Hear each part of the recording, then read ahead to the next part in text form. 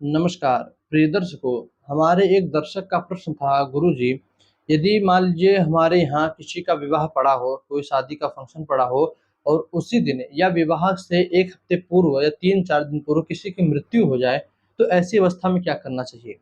देखिए, इस विषय में हमारे ग्रंथों में, हमारे शास्त्रों में वर्णन आता है कि विवाह से 3-4 दिन पहले या 1 हफ्ते पहले किसी की कुल खानदान में मृत्यु हो जाए, 2 विधि है। कुल खानदान में मृत्यु होने पर आप उस कुल खानदान से जब तक आपके विवाह का मान लीजिए ये 4 दिन 5 दिन बाद विवाह है, तो जब तक विवाह कार्य संपन्न ना हो जाए, आप कुछ भी उन लोगों के घर से, जिसके घर में मरण हुआ है, उन लोगों के घर से कुछ भी लेन-देन, खान-पीन ना करें।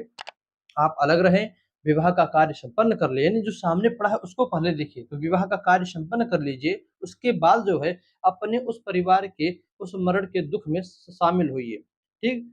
दूसरी विधि ये कहती है कि मान लीजिए आपके घर में ही आपके पिता की मृत्यु हो जाए और आपकी लड़की का विवाह पड़ा है, तब ऐसी अवस्था में कोशिश करिए सर्वप्रथम आप जो है उस विवाह के कार्यक्रम को टालिए और यदि नहीं टाल सकते, 1-2 दिन बचा है, तब आप पिता का उचित संस्कार करके आप स्वयं अपने पिता को उचित संस्कार करेंगे, दाह संस्कार करेंगे, करने के बाद आप ही खुद ही उस कार्यक्रम से, विवाह के कार्यक्रम से अलग हो जाइए, किंतु विवाह भी करना उचित है। कहा गया है कि विवाह आप कर सकते हो। तीसरी बात कि मान लीजिए विवाह के दिन ही विवाह हो रहा है, विवाह के दिन ही मृत्यु हो जाए, तब ऐसी अवस्था में जो शव है, जो घर में शव पड़ा है, उस शव को उठाकर एक शांत स्थान पर, एक अलग स्थान पे, एक अलग रूम में रख दीजिए। वहाँ पर थोड़ी-सी आग जला दीजिए। परिवार का कोई सदस्य उस शव के साथ बैठा रहे।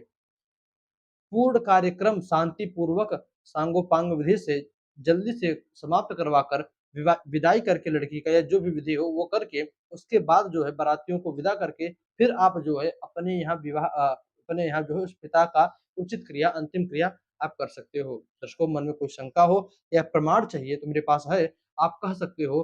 प्रमाण देने के लिए मैं तत्पर हूँ। और शंका कुछ हो, अभी कुछ डाउट हो तो आप कमेंट करिएगा, मैं आगे और अच्छे से आपको समझाऊँगा।